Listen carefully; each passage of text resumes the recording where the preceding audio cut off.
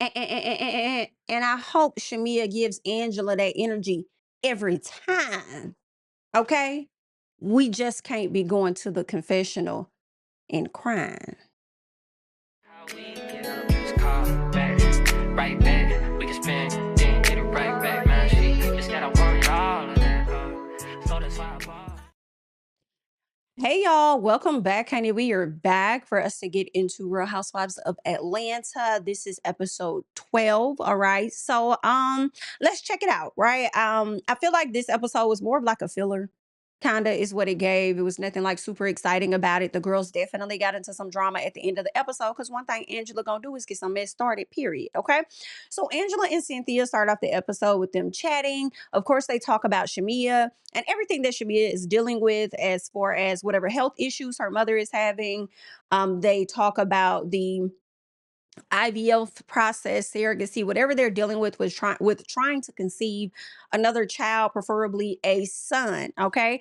And when they had this sit down, I know this happens a lot in a housewives world, but some part of me felt the way like, Cynthia, you know me and this lady ain't cool and we ain't rocking like that. Why the hell would you go over to her house and sit down and tell her what the hell going on in my life? If I wanted her to know, I'll go over there to Angela's house. I'll call her on the phone.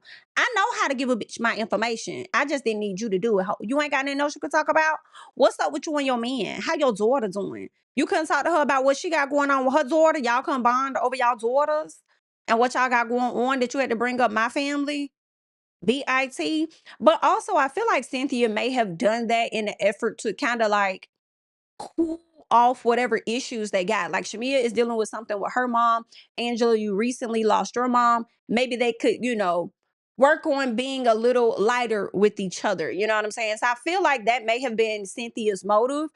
But at the same time, I'm still side eyeing see if Cynthia, because the times that she's had a conversation with Shamea, she's painted Shamea to be a problem, and that's not what I'm seeing on television. It's just that simple for me. She goes on to talk about Shamea needing to seek therapy and Shamea not wanting to do that or not interested in doing that, which is interesting because I thought that Shamea was in therapy before. For her to not be interested in it now, I thought that. I could be wrong, but I always support therapy, child. So, girl, if you need to go sit down, go and sit down. And honestly, you got a lot going on in my personal Shamea with your life, with your daughters, with your careers, your husband, even though he may be amazing to you or whatever, like you got your stuff going on. All right. To where you may feel like you falling short when it comes to marriage sometimes. All right. Like, oh, I really want to give him this child, but I don't know. Da, da, da. You know, yeah, you may feel like a failure in some capacity. But all in all, I just feel like there's nothing wrong with you going ahead to get that therapy. Also, you just had a friendship breakup with Porsha. A person that you thought was your person, that's your close friend. You know what I'm saying? Friendship breakups are very hard. I think that friendship breakups, child, they sometimes, depending on how long the friendship was and the type of friendship you had, maybe they could be about as bad as the damn girlfriend boyfriend breakups. You know what I'm saying? And it may not hit you at the same time as like a girlfriend boyfriend or relationship breakup, but it's still there. So you go through a lot with that, and I think that it's perfectly okay for you to sit down with somebody an hour a week or every other, whatever. You know what I'm saying? I think that's totally okay. So she needs to figure that out. But that's what the ladies got going on. And it seems like Angela was being a bit understanding, but they only last for so long. Okay. It's just that. Either way, Porsha is selling her home. Y'all know she had that house that she bought after she left Cordell. It was a home that her mother was staying in. And now she ended up marrying that man. So she moved over there to that man's house and she don't want to give up that home. And I don't fault her for wanting to give up that home. My concern is her giving up her old home and then ending up in a situation to where she loses the home that she's in now. So I would hate that for her. So hopefully that never happens. But of course, the judge told her, while Porsha saying she was making smart business decisions, the judge told her she gonna have to sell that other house. If you trying to put your name on this house or do anything over there, with this new house, the $7 million house, you're going to have to give it up because it looks like you stretched thin financially. And as they looked at everything, it made sense because she was probably like, shit, well, I could use some of that equity to help pay the mortgage over here. So yeah, let me pull that out. Okay, that'll buy me a few months or at least a year or something to get my SHI together to stack back up or whatever over here. So it was what it was. She's gonna have to sell that house. I do wonder where her mom is gonna stay now. Like, is she gonna stay? Are you gonna let her stay with you? Because I feel like that house is big enough for your mom to stay with you. Maybe even if you fixed up the pool house for your mama to stay in. But it looks like that may be a filming space or something, some type of content space for her and her daughter. So maybe not. And I also understand, even with you having a big ass house, everybody don't want their mama living with them. Okay, everybody don't want that. So I do wonder what is going to be the plan. I think her mom could be in a really cute, nice ass townhouse. Matter of fact, go find that townhouse that Kelly was looking at, but don't be spending 5,000 for it. I mean, if that's what she wants, okay, fine. Okay, because I do believe that Porsha can make 5,000. I think she can make that off a brand deal like it ain't nothing. You know what I'm saying? More than that. So I feel like, yeah, you could, but do your mama really need a 5-bedroom townhouse? You know what I'm saying? Go find her a little cute little something. And I know wherever your mama stay, Pilar is going to have a room. So maybe she do need a 5-bedroom house. I don't know. But I'm looking forward to see. I hope we get to see that, like where she decides to place her mom next. Is she gonna go and buy another property, a smaller property, maybe a townhome or something like that for her mama to live in after she get things figured out with the $7 million home to where she'll be able to purchase that? Not sure. Her mama may just go and buy the house in her own name. I'm not sure. But either way, looking forward to that, right? Now, when Porsha is sitting with her mom, she does talk about Dennis coming over to the house, giving her engagement ring back, which was so effing childish in my personal. He did that to be extremely triggering. And now, as I watch this episode, I see that he was slick jealous. He was feeling a way that Porsha has also moved on after Simon, which is why he keeps telling her to chill out. Because I think he's still hopeful that he probably could get back. I don't care nothing about the other girl he got. I don't care nothing about the engagement he may have going on with that young lady he's been stringing on for many years. I think he still has some hope that he could potentially get back, with Porsha. So when he learned that she was dating a guy and then dating a woman, he felt the way about it. And that's why he about came over to our house to make her feel guilty about it too. But then using the angle of Pilar, like you're going to confuse her and this and that and the other, pulling on her heartstrings. And if that didn't work enough, let me give you your engagement ring back so you could feel away. Like, it was a motive to the madness. But what I will say is, when Porsha was sitting with her mom and she was explaining what all went down when he came to the house, she said something that was interesting to me. And I was already wondering this, and I feel like she kind of confirmed it. She says, I can't choose between you, him, or her right now. I gotta choose myself, is what she's saying. So I'm like, why would you even need to choose when it comes to Dennis? He's gonna always be in your life. That's your baby daddy. It ain't even that like that. But to put him in the same category as the people you're dating makes me wonder if she doubled back on Dennis and doubled back on that Zeke. Okay. Now, do I follow her? Not necessarily, because not everybody be wanting to add body counts. Okay. I don't know. I don't know. But it is what it is, child. That's just what I was. I was like, okay, well then maybe they is messing around just a little piece. Since you can't choose between him, you, and her. Oh, okay, well, good luck. So either way, Kelly, let's get to Kelly, because she decides to go visit her financial advisor just to learn just how out of whack her finances are. And she knew that. She didn't need a financial advisor to really sit down and tell her what she need to cut back on or any of that. Cut back on them wigs, okay? Maybe some of the people that's doing your makeup, maybe they could help you figure out the best techniques to do a regular natural face, I guess, or something like that, instead of paying them folks all that money every month.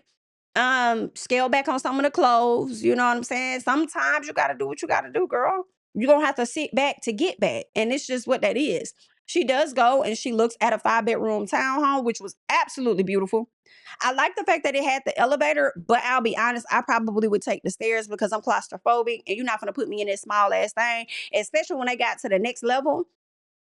And the girl was like, oh yeah, you got to push hard on that door. Girl, I would have fell out. I would have fainted right there the moment I pushed the door and it won't open up the way I needed. So I would have fainted. Y'all would have found me stretched out in the elevator, girl. Okay, because I couldn't do it. Like, it ain't opening. Okay. But if that's what she likes, cool. We learned that it's $5,000. Kelly's budget is under $4,000. All right. She really wants it because Kelly has this issue in my personal, and maybe her ex-husband helped her live up to this based on how he provided or whatever. But she has this keeping up with the Joneses type of energy going on. Okay. And you ain't got to do all of that. Okay. You don't need to. The Joneses is not who you need to keep up with at this time. And then, you know what else? When she was sitting down there talking to the financial advisor, I was like, damn, Kelly, I could imagine what the coins is over there looking like in your account. Because not only are you likely high maintenance, right? But your kids, you have primarily daughters. When we say we want it, That's what we want. Okay, you done set your daughters up to be real expensive, honey. Child, I can imagine how much you pay for. Then you got the dog. I think the dog is a she too. All the energy you put into the dog, the $500, like, yeah, you would have to scale back. You need to get to a place of what can I learn on my own to cut back? How can I dye my dog's hair myself? Now, I wouldn't want to clip my dog's nails. I'm not gonna. I would have that would have to be a bill I go to a vet for because I would be afraid to cut a vein or so. I wouldn't be able to do that. Now that's a required bill, okay? But it's just some things like can I groom my dog myself? What are the techniques? You could learn some things on your own, okay? Um, so good luck to her on that. All right. And where the hell is Jarvis at? Does Jarvis even exist? Because I'm tired of you talking about your finances, but then he's making irresponsible decisions. And the fact that he would spend all that money on your teeth and not put you up in a home or something makes me feel like you should just use him as a toy for right now. And it should not go any further because I feel away. Because he's not helping you get your priorities together. I don't know. But K Michelle goes to see the doctor and she wants to get more surgery on her R's. And it's like, you are perfectly fine. You look great. You don't need no extra booty, no more curve than what you got. Hell, a lot of the ladies seem like they trying to take their ass out. Okay, so they could be slimmer these days. So you trying to put a little more in there? Like, let's not. Okay. Now, during this conversation, and let me go back, especially after you've just had an infection on your ass somewhere, like I just like you should be tired. I am concerned that you enjoy surgery this much. We also learned that they have like fat shelved or wherever they have it shelved there. I forgot what it's called. But you are allowed to take that fat that's not yours and insert it into your body. Girl, what? I cringe. Why? Who wants to do that? I cringe. It sounds extremely weird. But as I thought about it, I said, I guess it's no different than people donating their organs. You know what I'm saying? I guess it's no different than people donating eggs, I guess. If it was once I mean, if it is what it is, people be taking different stuff from folks' bodies and putting it in theirs. And, I guess that fat. But I just have questions about how safe is this fat? Where exactly did this fat come from? What's going on with that fat person's, I mean, I'm not the fat person, but what's going on with that person's DNA type of thing? What happens once that fat mixes with your fat? I don't know. I don't know. Can't your body reject it at some point? Like it just doesn't sound safe, but obviously it is, and that's where we are today. Okay, that's where the people are. All right, if they could take your whole damn body and put somebody's soul in it, they'll do that too. So it's just okay. Okay, you don't want to be you no more. You want to be this person. Okay, let's put you in them. Like I just cannot. It's too much going on in America, in the world. All right. Angela wants her daughter to tell her siblings about her marriage. I personally feel like the siblings ain't got to know motherfucking thing in my personal. But I guess if they were to see her kissing this young lady at a Christmas dinner, it would make sense to go ahead and let the kids know. Angela wants the kids to know, according to her, what she's saying is because she doesn't want them to be blindsided. I said blindsided by the fact that they sister married, or blindsided by the fact that she's gay, and that's what it sounds like to me. It's more so on the she's gay part than it is the fact that she's married. Right. And I feel like this, Angela, to me, these are your children. Yes, Amari, I believe that's her name. She's your child too, but the younger ones, those are your children. I personally feel like you are responsible for telling them that. Telling them, hey, your sister got married, this, that, and the other. And then y'all probably could sit there together and do it together. But all in all, I feel like that's your responsibility, not hers. She don't have no children that she has to make sure knows about her lifestyle or anything like that. I don't feel like she has to do that. But I do understand Angela feeling like, I don't know much about your sexuality. I don't know how to speak to it.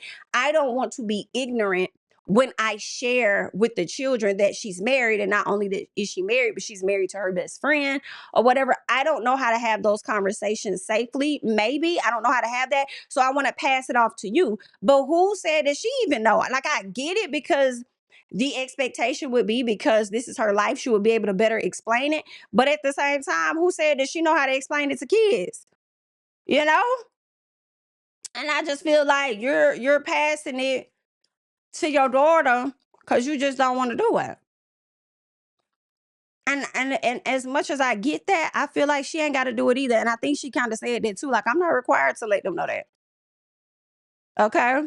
Them your kids. You can tell them. And if you have any questions, go and ask your sister about it. I just want to sit y'all down, let you all know so that you're not confused, whatever. This is what's going on. Now, there are questions that I am not going to be able to answer for you. And if you have any questions, please go to your sister and ask your sister. Okay? Child, anyway, so Angela, she want her daughter, she wants to talk with her daughter as they're going through the conversation of whatever is going on between them, right? As Amari is really getting into some things, Angela's like, I don't want to talk. I don't want to do this. It's like, but you said you wanted to talk to her, but now you don't want to do this because you don't want her to call you out. What's going on? Either way, they have a little bit of friction. It leads to them going to therapy. I think therapy went very well for the both of them. We learned that they're both grieving the passing of Angela's mom. Her daughter has been feeling like she's not needed. And I love the fact that Angela was like, nah, I need my daughter. You know what I'm saying? I'm not finna just, give up and then like that. We're going to figure this out so we can get on a better page. And I like that. Okay, so they'll figure it out. They good. Let's get to the Maggie Madness event that she decided to throw with Cynthia in honor of Angela's mom. Angela's team did win overall. Okay, so good for them. I expected that. I feel like she should have won. It's her first one. It only makes sense. They should have won. Charles gets in the confessional and wanted a kiss for her winning or whatever it was, and she didn't give him one. And I said, good, because you don't get to play me on camera more than once and then think that you get a kiss when you want to. No, not doing it. Anyway, the event went very well, but it would not be an event if Angela did not get messy, as I said. Okay, so she asked Shamea, where was Gerald? Let this be your last time asking about him because he really ain't been around for nothing else. I don't know why you would think he's going to show up here. At least we know that Shamea has a Gerald. And I feel like the excuse is the fact that he actually, is a business owner. He got stuff he got to do. Okay, so I feel like if Gerald is not present, it's okay. I'm cool with getting Gerald in a few one pop shots of him with the family, but I don't need too much of Gerald because I feel like people are gonna start reading too much into his personality. It's just gonna be too much. I don't need too much of him. I just need to know that he's there. We good. Okay. Unlike a Gizelle who we don't see, we don't know, but she's saying everybody else's. Nah, it's different. So I don't have to see him. She brings up the fact that Shamea said that she attacked, Shamea said that Angela attacked her marriage, right? And Angela says that, I don't pretty much know why you spreading these narratives, but it's a pattern of yours for you to be spreading these type of narratives because you did the same thing last year on a podcast when you said that I pretty much created the issue with Phaedra of the guy coming onto the show and accusing my husband of cheating. And I feel like Shamea did. Now, when Shamea tried to throw Drew's name in it, it's like, girl, you sound like K. Michelle. Y'all love just want to throw Drew name in the shit. However, I think Angela did that all on her own. I already was thinking that, and then the guys came out and they pretty much confirmed that Angela did this shit to herself. So it just wasn't lining up. Phaedra can and has done a lot of shit, but that right there, I don't believe was it at all. But either way, Shamea says saying that I'm smashing different players in the league is attacking my marriage. I agree.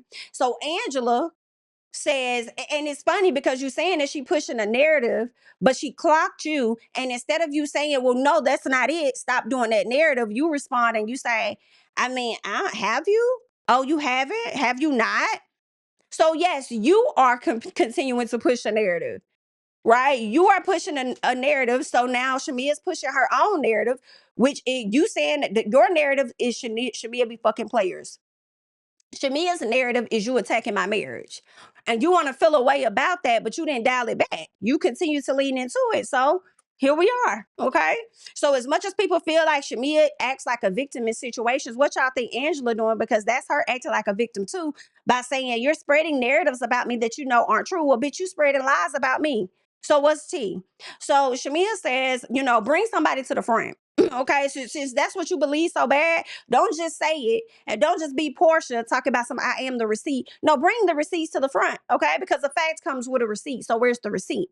Bring it to the front. So Shamea says, when you've only become relevant because of your husband, you want to talk about smashing players. I haven't smashed. Well, I think Shamea said in her interview, she only dated one player. Okay. And she didn't even become relevant off of that name, but you did. But you did. And Angela said, and I married him. Duh. That's why she said you became relevant off of your husband. Because you're the one that's smashing players, not me. And not only was you smashing your husband, you damn near was stalking him too, being friends with the concierge, trying to see what he up to, who he bringing up here, what he doing. Da, da, da, da, da, da, da. Okay, you was wearing him low, Urkel. But either way, when they started talking, I think Angela said something to Porsha like, I'll never mention your name when it comes to Shamea. Whenever, you know, there's an issue with Shamea, it's going to be because of how Shamea treats me, not me bringing your name up. And the way that it was weird how she said it to Porsha, like, I'll never bring your name up again. It was weird because it seemed as though Porsha told you to do that or something. Like, I know you wanted me to bring Shamea's name, bring your name up when I talk to Shamea, but I'm not gonna do it no more. Whatever issue me and Shamea got, it's gonna be between me and Shamea. Like, that's kind of how it sounded to me. And I'm like, girl, what is this? Okay. So then Porsha said, I think y'all got more than just the issue with me. I don't think it started with me. And she was like, no, it started with you because of this, that, and the other. And so Drew co-signed it. And Shamea said, oh, like, now look who's being the lapdog. Now feel how y'all feel. Y'all know I love me some Drew down, baby. But Shamea clocked the shit out of Drew in that moment. Okay? You want to sit up here and call me a lapdog for this person and that person, but you never look at the fact that you're a lapdog too? Okay? Because you may not have been a lapdog this season, but you damn sure are moving into position. And honestly, you and Angela give it lapdog. So what's really going on? Okay? Y'all both giving a little piece of lapdog for Porsha. Just like Porsha may not have asked Shamea to be a lapdog last year.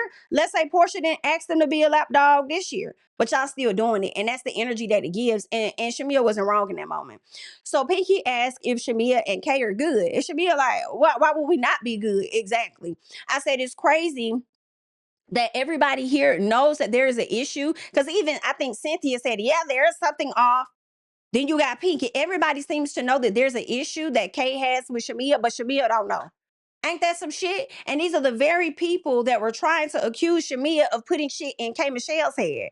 And I did say this, and I hate that I said it, and I hate that it's coming true when I said, Shamea, be mindful, okay? Because when Kay's back is against the wall, she gonna start putting shit on your ass. And here we are. So Kimberly said, you know, in this moment, she was like, everybody is ganging up and attacking Shamea. And it's a lot, you know, and I just feel like if I'm your friend, then you should just find that out for me. Bye, Kimberly. Bye, girl. Yeah, because if you wanted Shamea to know, you would have went to Shamea first. You wouldn't have went to Pinky and all these other folks, or allowing Pinky to carry to all of these folks. And then now that you see that they coming at Shamea with it, then now it should come from you. Okay, girl. Bye, girl. We gonna see. I guess they'll have this talk at a later time. All right. Phaedra and Porsha has decided that they are going to take everybody back to Scotland. They had a great time in Scotland when they did the show Traitors. So they want to, you know, call out the traitors in the group and take it back. Okay. So they're going to be going to Scotland. In the confessional, Shamea gets emotional, saying, you know, she was saying the way they attack her makes her feel like she don't want to be a part of the group and stuff. And I completely understand you. Likely, yeah, I understand you being sad and stuff like that. Because it is giving unwarranted. I do feel like Drew got a reason though. I'm not gonna hold you though. I'm not gonna hold you. I feel like Drew being shady with you. She got a reason. I don't think Angela so much. I think Angela, for me, she's just trying to find a reason. She's trying to find an issue. Okay? Because it's not that deep. You even know that for Shamea to say, oh, you broke up my friendship, I'm not gonna keep it. Why I'm gonna be on your head about that? About you supposedly putting it on me that your friendship broke up. Like, we all know, we all saw the show. It doesn't need to go any further than that. But Angela needs somebody to beef with this season. She's being cool and aligning herself over here with the old heads, right? So therefore, who do I want to beef with? I'm kind of cool with Kelly. I'm gonna focus on your ass, Shamea. Okay, especially now that I know how the ladies feel about you, or more so Porsha does. Yeah, let me align myself over here, and we go. I'm gonna be at your door. That's what that gives. But all in all, I feel like Drew has a reason, because you was going doing interviews talking shit. Okay, even after the show, you and Kelly was saying a little slick stuff. Okay? So it kind of makes sense to me. It makes sense to me. And you did multiple. You did multiple on her. But all in all, yeah, that's what's going on. I just feel like have some tougher skin if you're gonna be around these ladies. I do feel like when Shamea did that confessional, I feel like this may have been after everything went down with her and Porsha and the whole Scotland thing. So I feel like her feelings may have still been raw. And because of that, that's why she's emotional. Like, I get it. Y'all ganging up on me, whatever the case is. Like, it makes me not want to be a part of the friend group. Girl, fuck them ladies. The fact that you don't want me to be around is the reason why I'm going to be around. So what else is happening? Because you can't move me off my square, bitch. You are not Andy, nor are you the production company. And I don't give a fuck whose show you think this is. You can't move me, love. Be clear about that. All right, girl. That energy that you be giving Angela and how you be wearing her out, I need that person to show up every time. Okay. I need her to show up in the confessionals and outside of the confessionals. Okay. It's just that simple for me. Don't go through the season responding, because that's how I feel that you're doing. You're responding. You're not creating. You're responding to the shit, and then get down to the YouTube or confessionals, and then you're emotional. No, stand in it. Okay? Stand in that. That's where you need to be. Okay? It's just that simple. But I'll let you guys argue down in the comments like you typically do. That's all that I have. I'm Jamie. That's me. Like up the video, subscribe to the channel, and I'll catch y'all in the next one. Bye. How we